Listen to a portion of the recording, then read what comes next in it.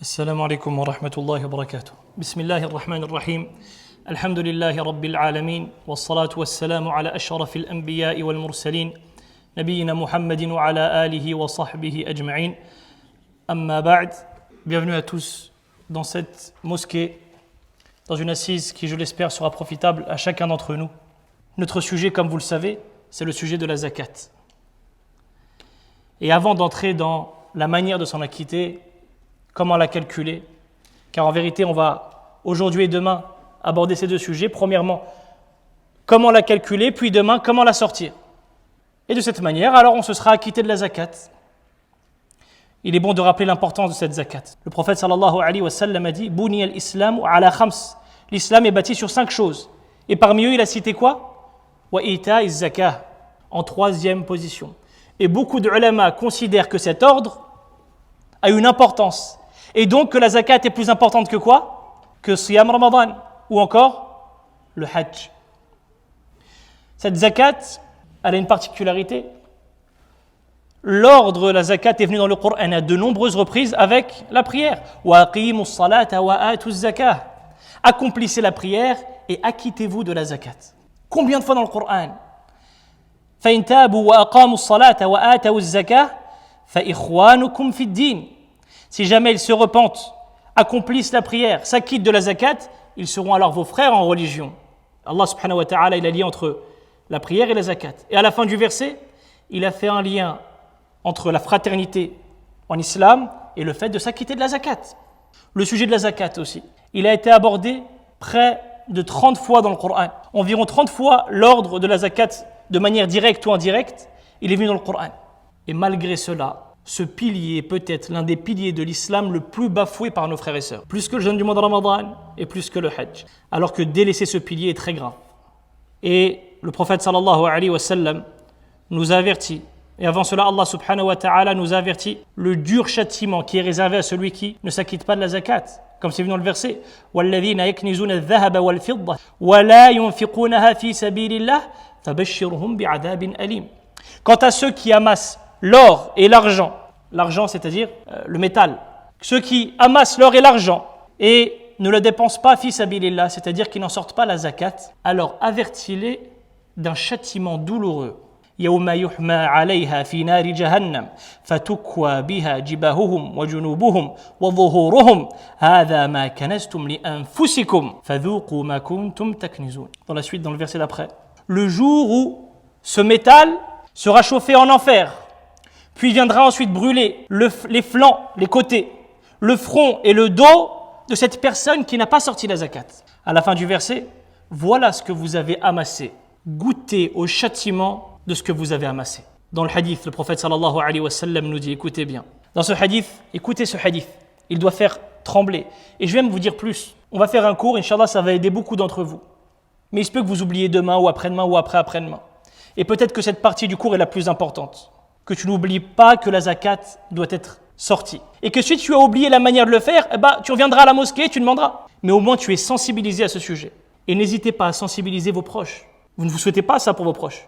Vous ne souhaitez pas ce qui va arriver dans le hadith qu'on va citer maintenant, dans lequel le prophète sallallahu alayhi wa sallam nous dit Ma min sahibi dhahabin wala fidda la yuaddi minha haqqaha illa idha kana yawm al-qiyamah suffihat lahu safaihu min nar فأحمي عليها في نار جهنم فيكوى بها جنبه وجبينه وظهره كلما بردت أعيدت له في يوم كان مقداره 50,000 سنة حتى يقضى بين العباد فيرى سبيله إما إلى الجنة وإما إلى النار.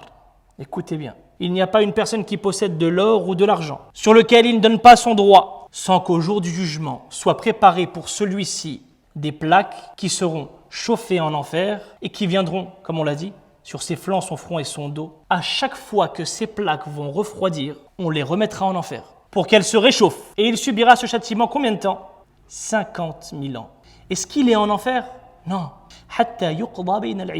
Il attend sa sentence. Il attend sa sentence. Et il verra ensuite son chemin, soit au paradis, soit en enfer. Donc c'est des hadiths qui nous font réagir et qui font qu'on ne peut pas se permettre de rester insouciant concernant la zakat.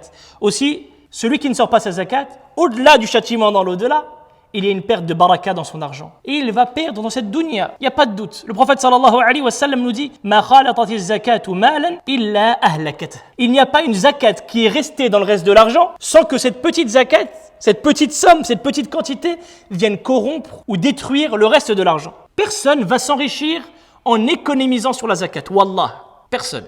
À l'inverse, le prophète sallallahu alayhi wa sallam, il nous dit « Tu veux de l'argent, tu veux de la baraka, tu veux réussir. » Alors sors ta zakat. Il dit alayhi salatu wassalam, man adda zakata malihi faqad dhahaba anhu sharruh. Quiconque a donné la zakat de son argent aura enlevé de cet argent ce qui était mauvais.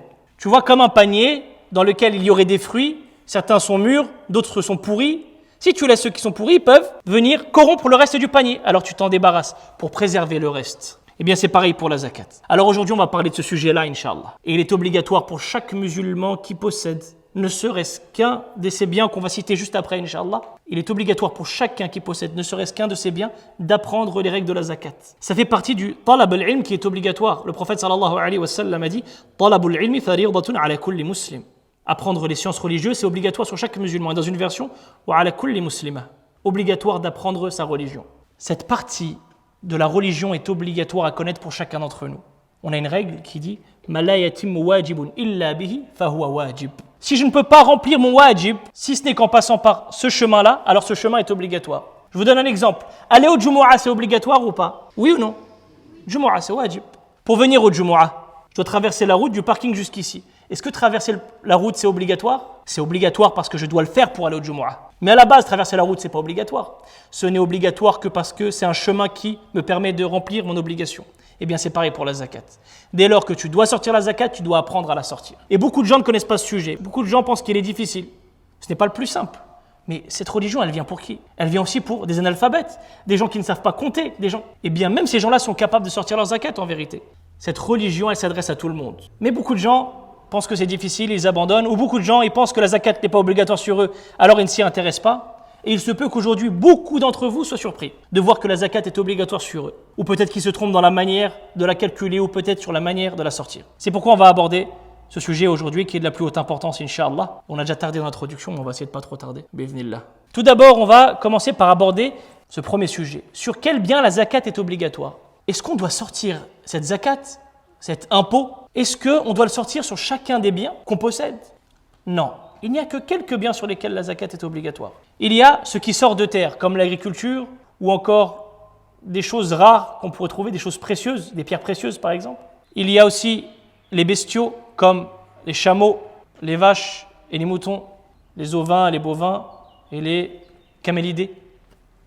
La zakat est obligatoire aussi sur l'or, l'argent et les monnaies, et on a parlé de certains textes qui nous parlent de l'or et de l'argent, et sur les marchandises, ces marchandises qui sont destinées à être vendues. Voici les 4 choses sur lesquelles la zakat est obligatoire. Ceux qui possèdent des champs ou qui possèdent des bestiaux, aujourd'hui on ne va pas se pencher sur ce sujet-là. Pourquoi? Car il ne concerne pas la plupart d'entre vous. Nous aujourd'hui on va plus s'attarder sur ces 2 points qui sont l'or, l'argent et les monnaies et les marchandises. Ceux qui possèdent de l'agriculture ou des bestiaux, ils doivent absolument se renseigner sur leur situation. Mais nous, on va s'attarder, comme on l'a dit, sur l'or, l'argent et les marchandises. Car aujourd'hui, quasiment tout le monde possède des monnaies. Tout le monde a des euros. Que ce soit en espèces, que ce soit sur ton compte, que ce soit caché chez toi, ou même d'autres devises. Des dirhams, des dinars, peu importe, des dollars. Et le prophète sallallahu alayhi wa sallam nous avait averti « Ya'ti fi akhir az-zaman, zamanun yafidu fihi al-mal » Viendrait une époque où l'argent, il sera en grande quantité. Et peut-être qu'on est dans cette époque-là, où on a beaucoup de chiffres, beaucoup d'argent sur les comptes ou en espèces. Et c'est pour ça qu'on va s'attarder sur ces sujets qui sont al-dhahab wal-fidda wal-umulat wa urud al-tijara. Ce qui va nous intéresser concernant ces sujets-là, l'or, l'argent, les monnaies et les marchandises, c'est 3 points. Tout d'abord, al-nisab, le seuil. Le seuil, c'est le seuil de richesse. Ce moment à partir duquel la zakat est obligatoire sur moi. Je suis riche. Ça ne veut pas dire que je suis riche au sens que moi je l'entends aujourd'hui. Riche selon la zakat. C'est le nisab, le seuil. Si jamais tu dépasses ce seuil, alors la zakat est obligatoire sur toi. Donc c'est important de le connaître. Ensuite, on verra La deuxième condition qui est hawalan ou hawl, le fait que l'année s'écoule. Une année entière s'est écoulée avec cet argent et donc je devrais sortir la zakat. Et pour finir, on arrivera à yawmul hisab. Quand on dit yawmul hisab, ce n'est pas le jour du jugement, c'est le jour du calcul. Le calcul de cette zakat. Aujourd'hui, on va parler de ça. Et demain, on verra le moment de la sortir, Inch'Allah. Commençons par le seuil de l'or et de l'argent, et des monnaies et des marchandises. Tout d'abord, le fait que la zakat est obligatoire sur l'or, l'argent, les monnaies et les marchandises, ceux qui amassent l'or et l'argent, et qui n'en sortent pas, qui ne dépensent pas fi sabilillah. On a aussi le fait que le prophète sallallahu alayhi wa sallam, il ordonnait à ses compagnons de sortir la zakat sur ce qui a été dédié à la vente, comme c'est venu dans le hadith. Le prophète sallallahu alayhi wa sallam, il nous donnait l'obligation de sortir la zakat sur ces produits qu'on comptait vendre, les marchandises. Et donc on va essayer de voir le seuil, le nisab de chacun de ces biens. Quelqu'un qui possède de l'or, quelqu'un qui possède de l'argent, quelqu'un qui possède des monnaies et des marchandises. À partir de quand il est imposable? À partir de quand il doit sortir la zakat? Tout d'abord pour l'or. Il n'y a pas dans moins de 20 dinars une zakat, un impôt obligatoire. Toute personne qui possède 20 dinars doit sortir la zakat. Quel dinar? De quel dinar on parle? Les dinars algériens? De l'époque? C'est-à-dire, c'était quoi les dinars? Des pièces d'or. Hassan, des pièces d'or. Toute personne qui possédait 20 pièces d'or était imposable. Nous, ce qui nous intéresse, c'est de connaître l'équivalence en grammes, car les pièces d'or, on ne les a pas. Par contre, certains d'entre nous ont peut-être de l'or chez eux. C'est pour ça qu'il est important de convertir en grammes. Un dinar, ça fait 4,25 grammes d'or. Donc on multiplie 20 par 4,25 et on arrive à 85 grammes d'or. Toute personne qui possède 85 grammes d'or est imposable. Il a atteint le seuil sur l'or. Nisab al-dhahab, c'est combien? Combien? 85 grammes d'or. C'est clair? C'est clair?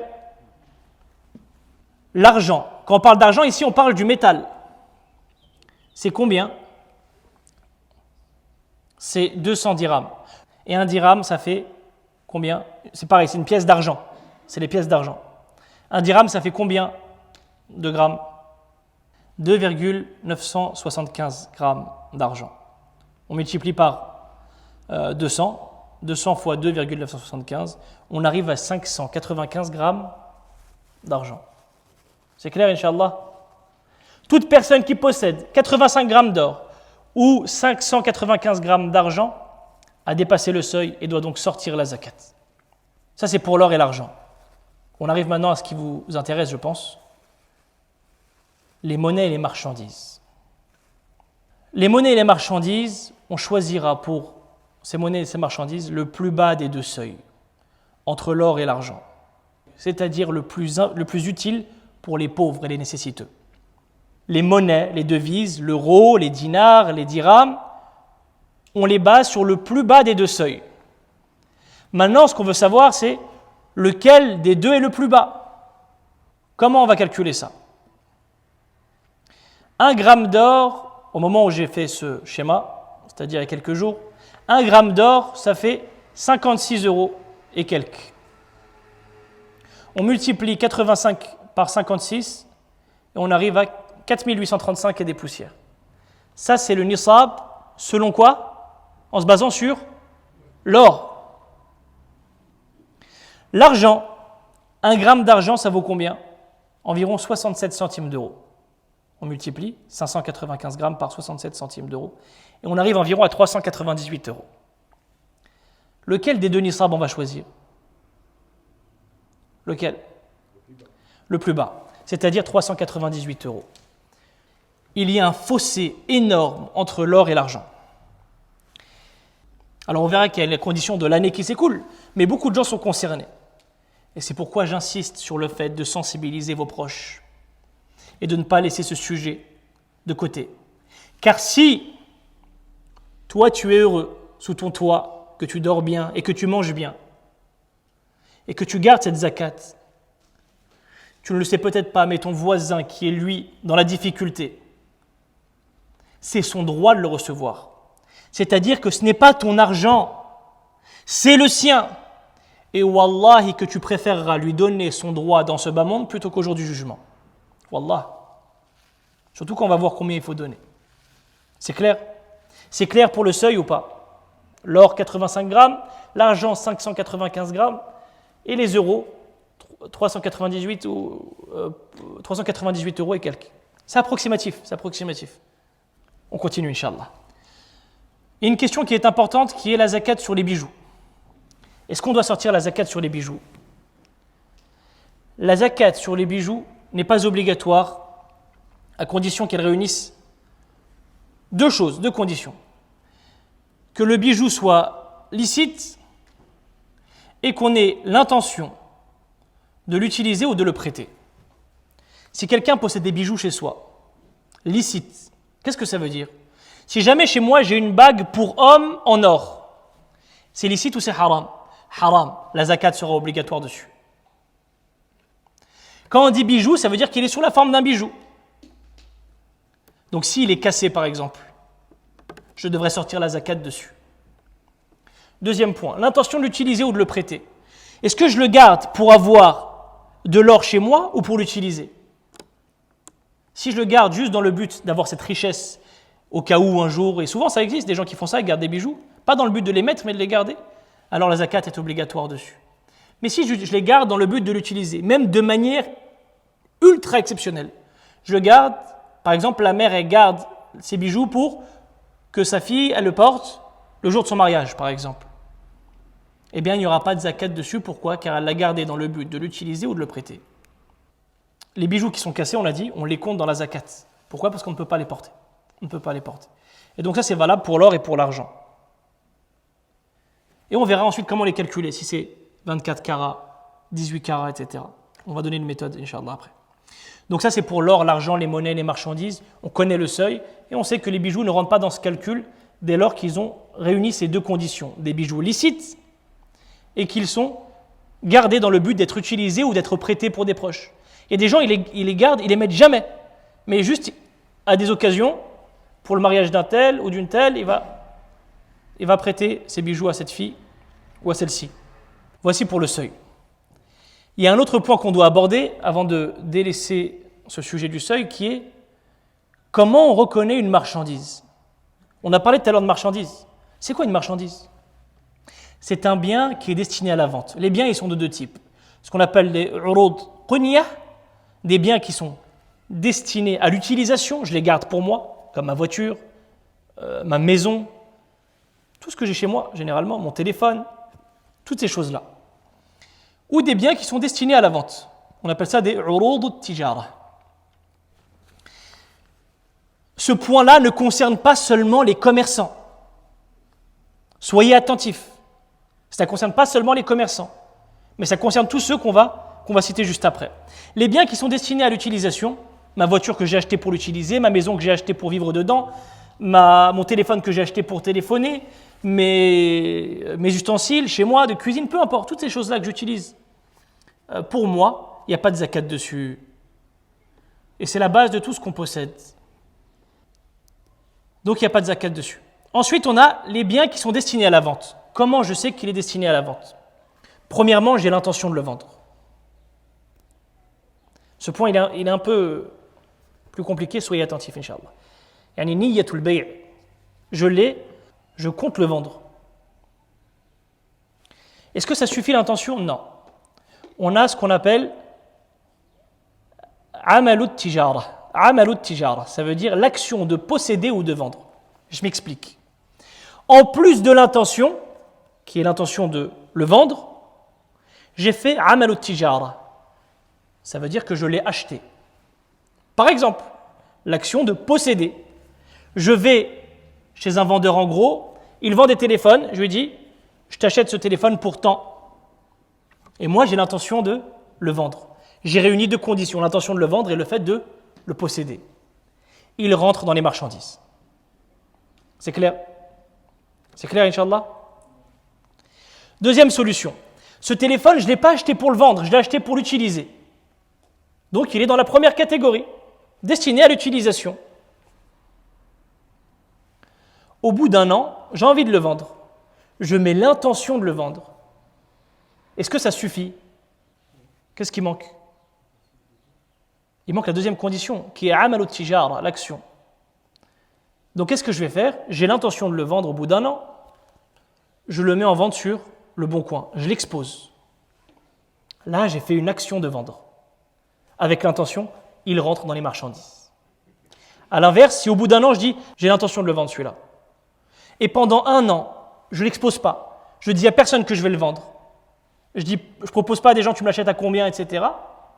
Dans ce cas-là, il ne rentre pas dans les marchandises tant que je n'ai pas fait, tant que je n'ai pas exposé. Est-ce qu'il est clair ce point?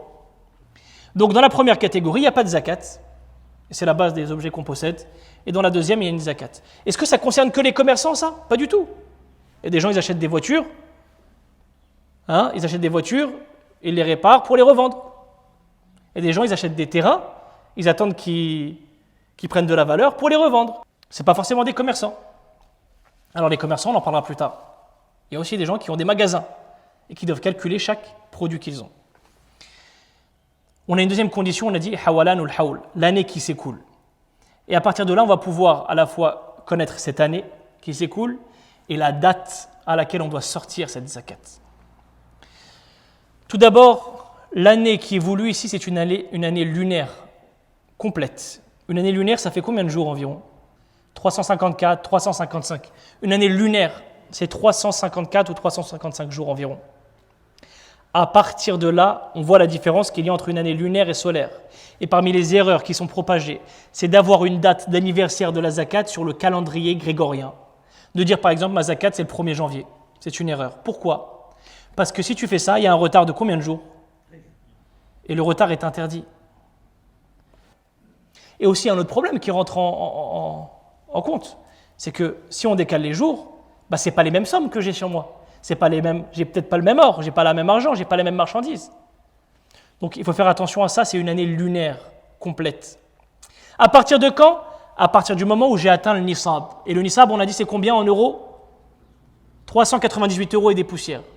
Est-ce que c'est clair? On va donner un exemple clair. Regardez cette courbe. On a les comptes de l'un d'entre nous, présent aujourd'hui. Il commence à travailler. Il gagne de l'argent, alors il a des dépenses, mais il arrive à économiser quand même. À partir de quand l'année commence? À partir de quand? À partir du 2e mois. Il commence à compter l'année lunaire. C'est le début de l'année. Il met une date, il note sur son téléphone, telle date j'ai dépassé le seuil, 400 euros. Il regarde un an après, c'est-à-dire le 1er du 2e mois. Et il regarde entre les deux. Est-ce qu'il est descendu à un moment donné en dessous du nisab? Est-ce qu'il est descendu à un moment donné en dessous du seuil? Dans notre exemple ici. Il n'est jamais descendu.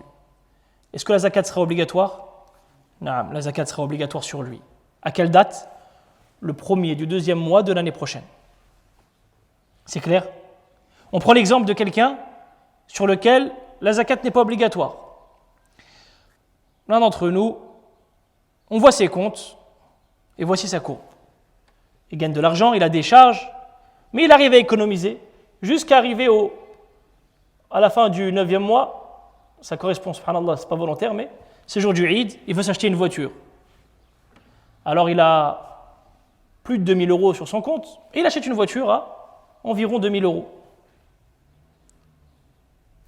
Lui, il a commencé le calcul à partir du 1er du 2e mois. Et il descend en dessous du nisab le jour du Eid, le 1er du mois de Shawwal, 1er du 10e mois. Puis ensuite, il repasse au-dessus du nisab quand? Le 1er du 12e mois. Et donc à partir de là, il commence une nouvelle année. Tout ce qui vient avant ne compte pas. Est-ce que la zakat est obligatoire sur lui? Elle n'est pas obligatoire. À part si, le 1er 12 de l'année d'après, il n'est pas descendu en dessous du nisab. Est-ce que c'est clair ce point? C'est clair, Inch'Allah? Taïb, on arrive à Yawm al-Hisab, le jour du calcul. On arrive ce jour, le jour du calcul, la date anniversaire. Voilà ce que doit faire le croyant ce jour-là. Il a 4 actes à faire. Et d'ailleurs, c'est Uthman qui dit ça à ses compagnons. Hada shahru zakatikum. C'est-à-dire qu'ils avaient une seule date dans l'année, ils n'attendaient pas un an sur chaque argent qui rentre. Je vous donne un exemple. J'ai 1000 euros qui rentrent le premier du premier. J'ai 3000 euros qui rentrent le premier du 5e mois. Est-ce que je fais une année pour chaque argent? Non. Le premier du premier l'année prochaine, je sortirai sur tout ce qui est rentré chez moi. C'est à la fois le plus simple à faire et c'est aussi la sunna que faisaient les sahaba. Uthman dit Hada shahru zakatikum. Donc il leur disait c'est la date anniversaire de votre zakat. Calculez ce jour-là. Qu'est-ce qu'on fait ce jour? On fait 4 choses. 4 actions qu'on va faire. On va en parler 3 aujourd'hui. Et la 4e, ce sera la sortie qu'on verra demain, Inch'Allah.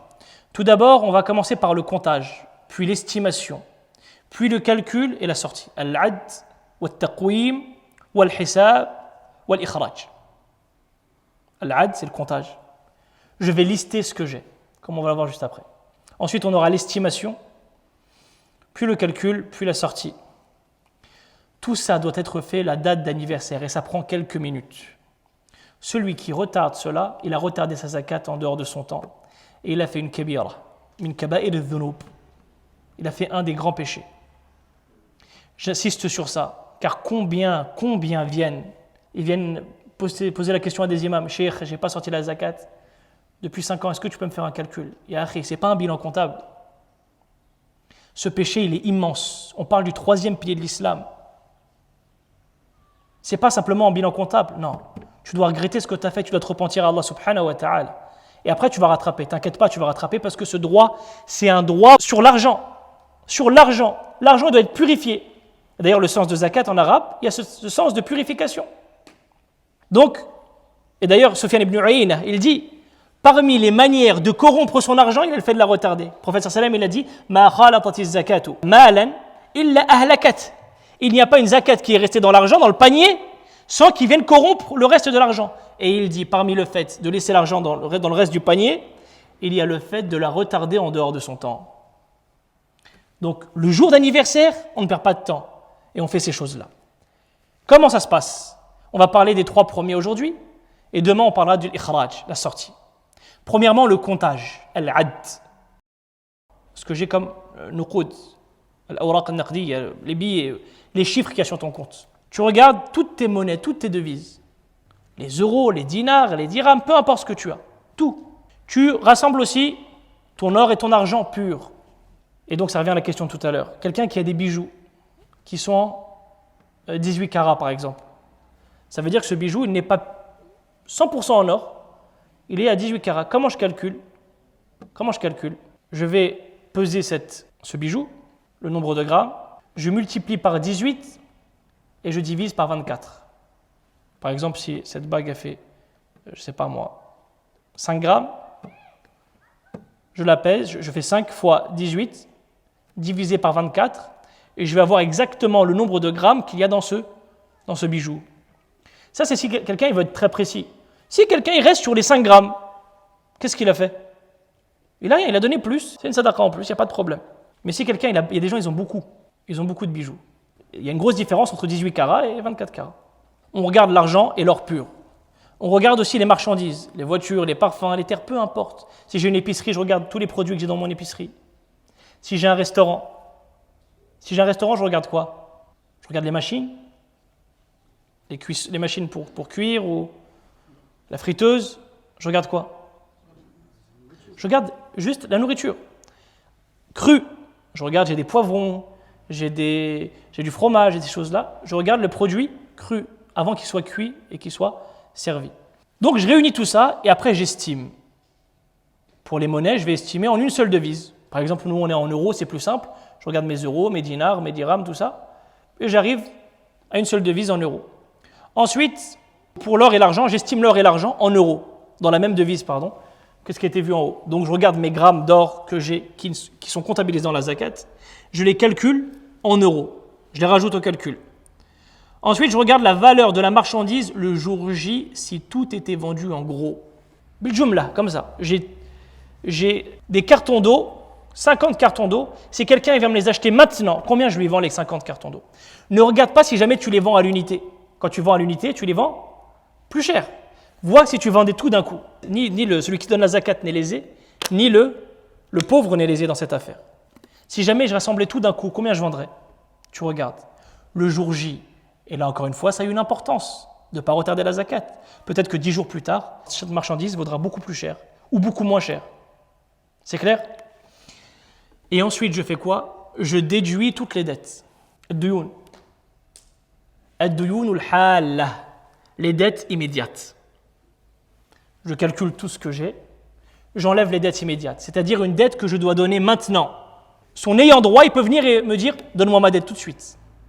Et parmi ces dettes qui sont obligatoires sur le champ, il y a ce qu'on appelle al-qard al-hasan. Ça veut dire, moi je te prête de l'argent, fi sabilillah. Tu as besoin de 500 euros, tiens, il n'y a pas de problème, je te prête 500 euros. C'est une dette immédiate, ça. Si quelqu'un demain il te prête 1000 euros et il te dit, tu peux me les donner dans un mois, s'il vient le lendemain et dit, j'en ai besoin, tu dois lui donner maintenant. Si tu peux. Il a le droit de les demander le lendemain. Donc ça, c'est une dette immédiate. Le loyer qui n'a pas été payé, par exemple. Je ne regarde pas le loyer qui arrive après. Des fournisseurs que je n'ai pas payés. Il faut que ce soit le jour J, je leur dois l'argent. Et là, ils vont dire, ouais, mais le lendemain, le jour 2, j'ai des factures à payer. Ah là, c'est le jour 2, ça ne rentre pas dedans. Tu ne les déduis pas, ces dettes-là. Ensuite, on arrive au calcul, on arrive à un total, et on fera 2,5% du total. Donc soit on fait 0,025 multiplié par le total, ou soit on prend le total et on le divise par 40. Et de cette manière, on aura calculé la zakat. Il est interdit pour une personne qui arrive proche de la date d'anniversaire de sa zakat. Il possède 100 000 euros. Il dit à la zakat, elle arrive là. C'est quoi? Je vais réduire. Je vais m'acheter une grosse voiture à 80 000 euros. Comme ça, je ne perds pas sur ma zakat. Les ulama, il dit, celui qui fait ça, la zakat est obligatoire sur lui. Là, je ne vais pas vous laisser comme ça. On va donner un exemple d'un cas concret. On a une personne qui regarde l'argent qu'il a, que ce soit sur son compte, que ce soit chez lui en espèces, peu importe. Chaque euro, n'oublie aucun euro, et arrondis au-dessus, tu n'as rien à perdre. Arrondis au-dessus par précaution. Il a 6 000 euros. Et il a aussi 100 000 dirhams. Il regarde dans son or et son argent, il a 20 grammes d'or, des bijoux qui sont cassés, mais lui il les garde parce que il sait que c'est de l'or et qu'il pourra les revendre. Il a 20 grammes d'or. Pareil pour l'argent, il a 100 grammes d'argent. Il a aussi un terrain en ville qu'il a l'intention de vendre. Il l'a acheté et il compte le vendre. Combien de temps qu'il l'a? Il l'a depuis 20 ans même. Mais il y a 20 ans, quand il l'a acheté dans le but de le vendre un jour. Chaque année, il sort la zakat dessus. Chaque année. Et il a un restaurant. Il a un restaurant qui marche bien, alhamdoulilah. Alors on regarde. Les 6 000 euros plus les 100 000 dirhams, ça fait environ 16 000 euros. Si je ne me trompe pas, 100 000. Un dirham, 1 euro, ça fait 10 dirhams, non? À peu près? On va dire approximativement, c'est un exemple, Inch'Allah. Ensuite, on a 20 grammes d'or qui correspondent environ à 1140 euros et 100 grammes d'argent qui font environ 70 euros. Et il additionne tout ça. Puis ensuite, il arrive à son terrain qui vaut 50 000 euros, mashallah. 50 000 euros, c'est le prix auquel il le vend, c'est le prix du marché, c'est le prix auquel il l'a acheté? Non, c'est le prix auquel il le vendrait si quelqu'un viendrait lui acheter maintenant. Quelqu'un lui achète maintenant, combien il lui vend? 50 000 euros.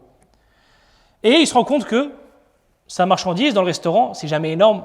J'ai pris un restaurant parce que ça peut concerner beaucoup de gens, mais il a 300 euros.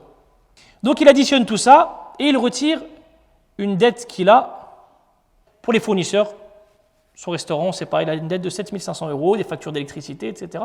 Il les doit maintenant, dette immédiate. Quand on calcule le total, ça fait combien? Ça fait 60 000 euros. 60 000 euros. Il fait soit 0,025 fois 60 000, ou bien il fait 60 000 divisé par 40. Et il arrive à une zakat de 1 500 euros. Vous avez compris la manière de calculer? C'est facile, ça prend quelques minutes. Comme on a dit, ceux pour qui c'est compliqué, ceux qui ont des grands magasins, etc., peut-être ça leur prend plus de temps. Mais c'est pareil, ils calculent de manière, ils calculent en gros cette situation, c'est-à-dire le fait de calculer en gros, il n'y a pas de problème, Inch'Allah. On prend un deuxième exemple, Inch'Allah. Quelqu'un, il a 900 euros. C'est tous les euros qu'il a, c'est 900 euros. Il a 5 grammes d'or. Et il a une dette pour une voiture qu'il a achetée à 15 000 euros. Mais il la paye en mensualité. 850 euros par mois. Retenez bien ça, c'est important. Donc il calcule, c'est 900 euros, plus 285 euros, c'est 5 grammes d'or, puis la dette. Combien il retire? 15 000 euros? Combien? 850, la dette immédiate. Là, il doit 850 pour ce mois-ci. Il ne retire pas les 15 000. Et donc ici, si on n'est que 850 euros, on arrive à un total de combien? 335 euros.